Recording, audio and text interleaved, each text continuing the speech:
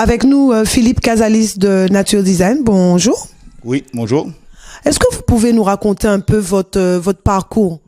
Mon parcours, hein, vous savez, hein, ça part, on va dire, ouais, c'est toujours, ça part de loin, mais en même temps, de sortir de Marie-Galante et déjà être à Grande-Rivière, bon, c'est déjà un grand parcours pour moi, quoi. Mais sinon, j'ai commencé déjà par la plomberie, après par la cuisine, après la vente de véhicules, de motos, pardon, et après tout ça, je me suis dit, voilà, j'étais en manque, ce qu'on va dire, en manque de, comment vous dire, d'aller sur mon patrimoine à moi personnel, parce qu'il y avait tellement d'opportunités à faire quand je voyais des choses venir de Bali, de Taïwan, pour les nommer, et puis dire qu'on a tout ça ici, et puis c'est parti sur moi, et de me mettre dans l'artisanat. Et quand j'ai commencé quand les bateaux venaient déjà à la darse, vous voyez, alors c'est vieux, hein, voilà. Et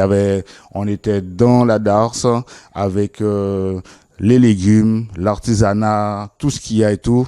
Et après, ça a été sur la rue piétonne. Et après, ça a été parti sur Bergevin parce que la police nous chassait. Et puis on a donné quand même, on a tellement résisté qu'après, à la fin, ils ont rien pu faire parce qu'ils se sont dit, tiens, quand même. Et puis les gens qui passaient autour, ils disaient, ouais, Timoun, à moi, on leur a volé, vaut mieux faire ça. Et même ma famille, à moi, personnellement, ils me disaient, c'était pas un métier. Vous voyez? Alors, voilà. C'est partir de là. Et puis après, j'ai commencé à travailler dans la rue piétonne. Et c'est où j'ai fait ma plupart de la clientèle. Et après, j'ai rencontré ma petite amie. Bon, j'ai des enfants, hein. Voilà. Et puis, c'est pourquoi je dis, ça fait 25 ans que je fais le métier que je fais. C'est l'âge de ma fille. Mon fils qui a 21. Et puis après, j'ai rencontré Mélanie, qui fait qu'à partir de là, c'est parti dans une autre tournure parce qu'elle m'a donné tellement de force, parce qu'elle a vraiment cru dans ce que je faisais, quoi. Alors, où vous trouvez l'inspiration pour créer vos œuvres, vos toiles, vos lampes, vos colliers? Vous savez, hein, tu sais, hein, Yannick, l'inspiration, elle est toujours sur moi. Tout le temps. Voilà. J'ai pas à aller chercher. Parce que chez moi, c'est, comme on dit, l'ordinateur, il y a sa mémoire. Moi, c'est là, c'est dans la tête. Et puis, de toute manière, comme on dit toujours, le goût et les couleurs, ça se discute pas. Alors, moi, quand je fais des choses, j'essaie de les faire au maximum pour que ça amène du goût pour les gens. Et puis moi j'ai déjà du goût sans me vanter, hein. Mais c'est dans ce concept-là que je travaille. Et puis moi l'inspiration, je la prends au niveau des gens, au niveau de leur goût et au niveau des êtres que je vois. Et puis j'ai pas aller pas les tromper, mais pas les décevoir, parce que j'estime que tout le monde a du goût. Et puis c'est leur donner le maximum dans ce que je fais. Voilà, pas faire des choses. C'est vrai qu'au départ c'était un petit peu archaïque, c'était un petit peu roots, mais c'est après que j'ai jamais vu des choses pour les refaire. Moi, c'est en moi. Voilà. Alors, la calebasse, concrètement, est-ce qu'on l'apprend? Est-ce que on le découvre? Est-ce qu'il y a vraiment une formation pour travailler la calebasse?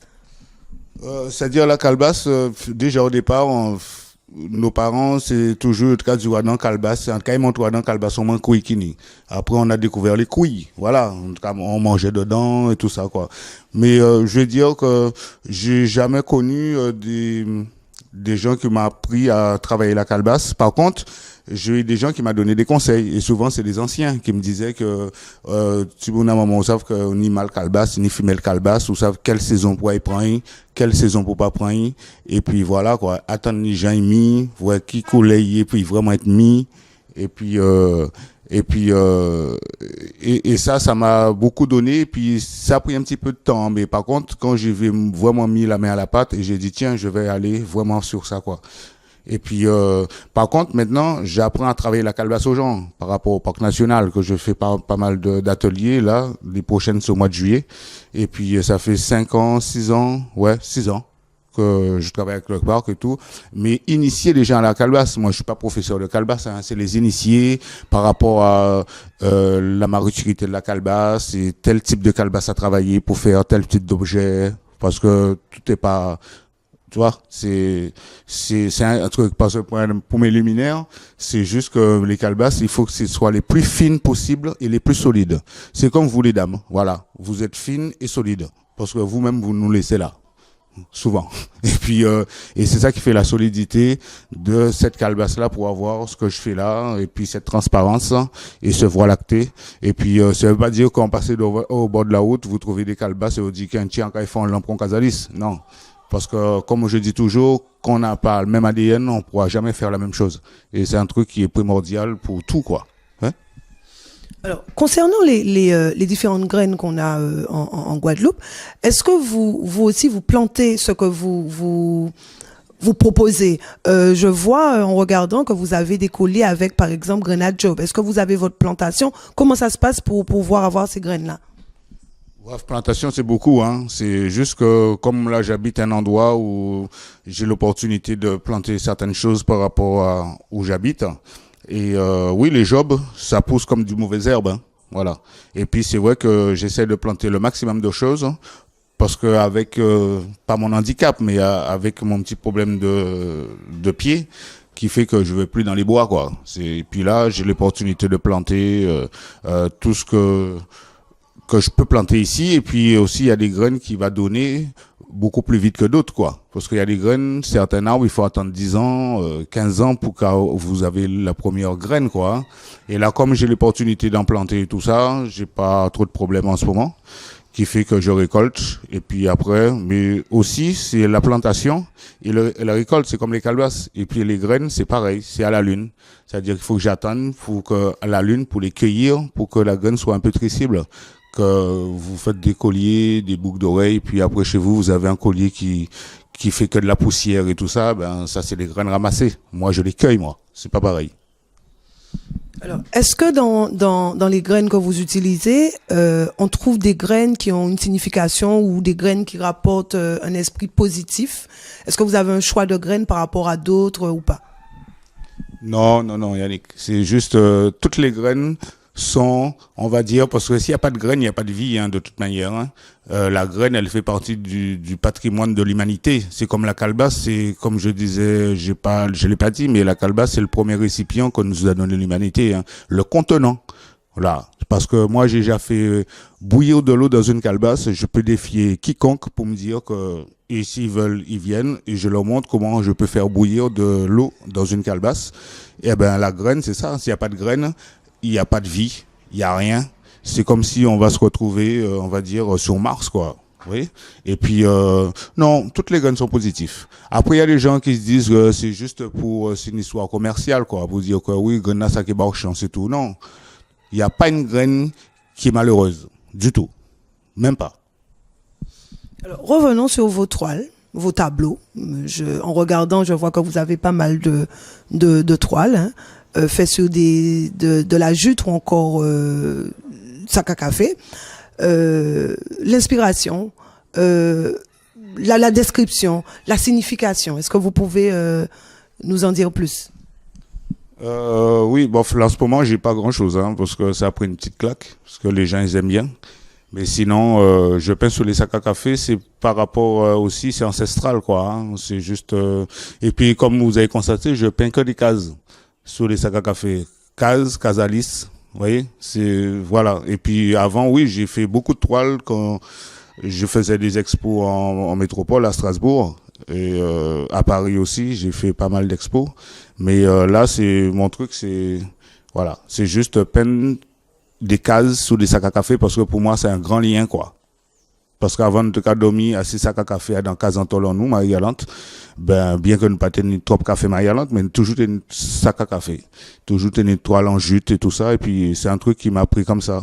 Juste parce qu'avant, j'étais plus dans le surréaliste et puis, l'abstrait au niveau des toiles. Mais depuis que j'ai découvert, on va dire, Grande Rivière, et puis il y avait les sacs à café à portée de main, puis je me suis dit quand même c'est un support qui est pas mal. Après il faut déjà la préparer le support, hein, parce que c'est pas à la portée de tout le monde, mais sinon le truc c'est genre que ça me rappelle juste mon enfance, c'est tout. Ouais.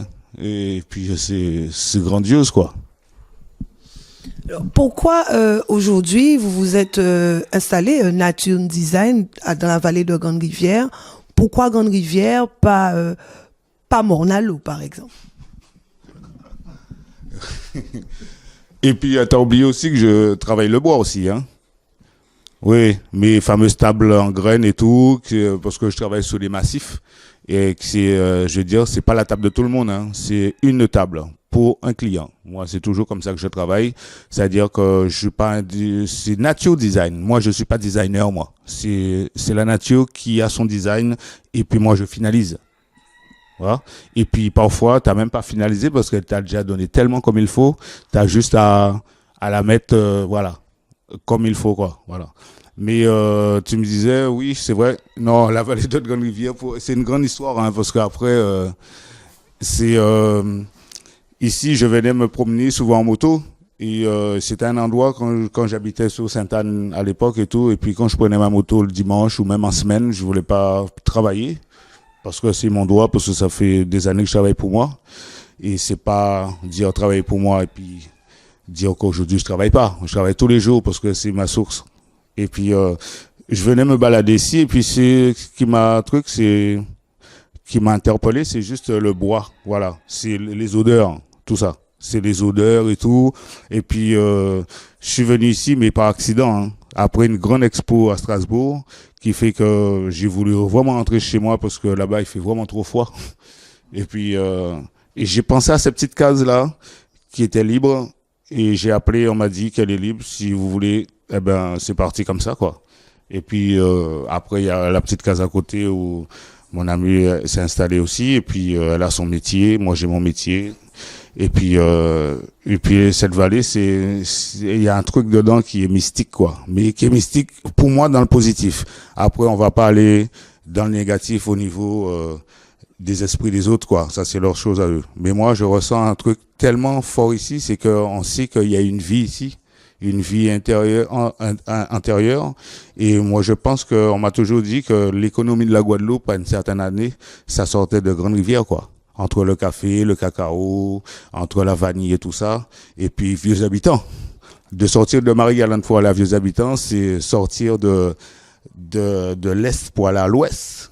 Et puis, et on n'est toujours pas à l'ouest, hein. C'est-à-dire, c'est toujours la positivité et qui fait que c'est la plus vieille commune de Guadeloupe. Et puis, les gens là-bas, on trouve l'authenticité de plein de choses parce que ce que j'ai découvert, c'est que les plantes, quand j'étais chez moi à Marie-Galante, il y a des plantes que tu trouves chez moi sauvagement et j'ai retrouvé les mêmes à vieux habitants parce que je pense que c'est pas une terre qui est trop polluée et puis où j'habite déjà, tout pousse, quoi. Tout, les plantes médicinaux et tout ça, je sais pas si ça se dit, hein, médicinal ou médicinaux, mais et c'est quand j'ai remarqué que ouais, c'est une terre sainte pour moi. Nature Design, les infos, les actualités pour les mois et les années à venir. Alors, c'est les semaines à venir, c'est les ateliers du parc. Voilà, au mois de juillet et août. Et puis après, la route du Rhum, certainement. Soit peut-être Basse-Terre ou Pointe-à-Pitre. Après, moi, j'ai pas peur du trajet, quoi, hein, de monter à Pointe-à-Pitre tous les jours. Ça fait, j'ai déjà fait la route du Rhum pendant 3 fois. Et depuis que j'habite à Vieux-Habitants, et ben, je montais tous les matins pour aller sous mon stand et tout ça. Et ça a eu un gros succès, quoi. Parce que moi, quand je monte, c'est avec une centaine de lampes, peut-être 1000 bijoux, tout confondu, boucles d'oreilles, bracelets, colliers. Et quand je redescends, je me sens très pauvre parce que tout est parti. Mais et puis après, je prédis pas l'avenir, mais c'est juste que c'est tous les jours je me réveille le matin ici très tôt parce que t'as une certaine odeur le matin qu'il faut prendre ici, ça c'est primordial. Ah ouais, ça c'est clair. Parce que à partir de 10h, 11h, cette odeur part, il y a d'autres odeurs qui arrivent. Mais très tôt le matin, t'as un truc très space ici qui se passe. Et puis, c'est où je fais la plupart de mon travail. Et puis, je travaille toujours à la maison. Et puis, les gens viennent me voir. Et puis, avec, les guides que je fais, qui m'ont trouvé, hein. C'est pas moi qui a été me dire que je vais être tel guide, hein, entre le Géo, le Petit Futé et tout ça. Et puis, d'autres guides sur la Guadeloupe. Et puis, les gens, ils viennent. Parce que je me suis fait un nom déjà, et puis les gens ils savent ce qu'ils veulent trouver chez Casalis, et puis c'est joli, pas cher, Et puis c'est fait avec beaucoup de humour et aussi quand je suis pas bien, je fais rien. Que dalle. Voilà. Il faut quand je sois bien pour créer. Parce que créer et d'être aigri et tout ça, ça va vous rester sous les bras. Je crée quand je suis bien. Et je suis souvent bien. À part mes petites douleurs, mais c'est pas grave. Je prends parce que je la connais déjà, la grosse douleur. Alors, vous dites les gens. Est-ce qu'on peut savoir le genre de clientèle que vous recevez? Est-ce que vous avez beaucoup de locaux? Est-ce que c'est beaucoup plus touristique? Les enfants? Est-ce que vous pouvez nous en dire plus? Alors, on va dire quand on est en pleine période touristique, c'est vrai que c'est chaud, hein. Et toi, tu peux me le dire parce que tu es dedans.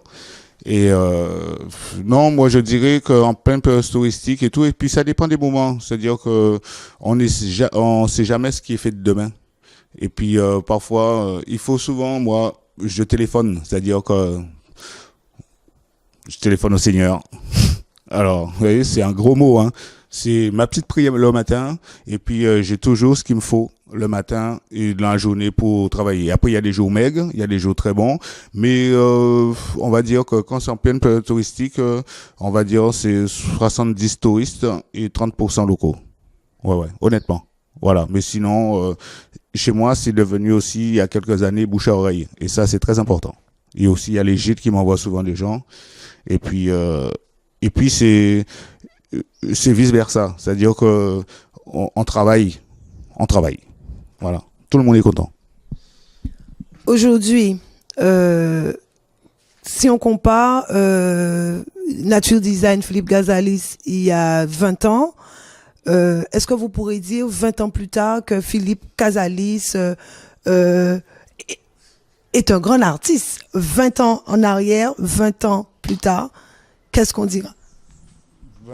20 ans en arrière, je savais pas du tout, hein, parce qu'au départ, j'avais pas trop confiance dans la chose, parce qu'avec toutes les critiques des autres, on dit ouais, tu vis de ça et tout. Même ma famille disait, tu as un métier pour faire machin, ceci, cela. Mais j'ai quitté les examens que j'ai eus parce que j'ai un CAP de plomberie, j'ai un CAP de cuisine. Eh ben non, j'ai pris, on va dire, comment on va dire, j'ai pris mes responsabilités, quoi. C'est tout. Pour y croire dans quelque chose qui sera peut-être toujours là, mais en la protégeant aussi. C'est super important, quoi. Parce qu'on dit graines machin, mais il y a ceux qui plantent jamais, les calebasses et tout, pour ne pas planter en pied calebasse et tout, et puis tout le monde veut tout. Mais non, c'est-à-dire que je dirais que peut-être sur la fin, si tu veux vraiment savoir, je me mettrai plus sur l'étoile, quoi, à peine, parce que j'ai des croquis que je fais depuis 2 ans, et puis c'est jamais sorti, et puis ça va être la fin, et puis les calebasses, j'en ferai toujours, voilà. Après, c'est vrai que les colliers et tout, s'il y a un jeune qui veut et tout, moi, et puis moi, je donne.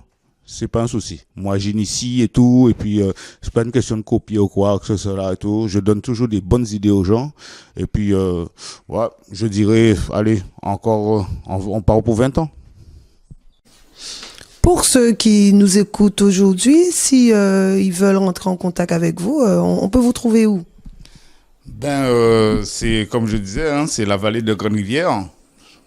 Et puis, c'est très facile à trouver quand vous montez. C'est à 3 km du bourg, pile poil, hein. Franchement, je l'ai fait, puis c'est à 3 km pile, dans un virage.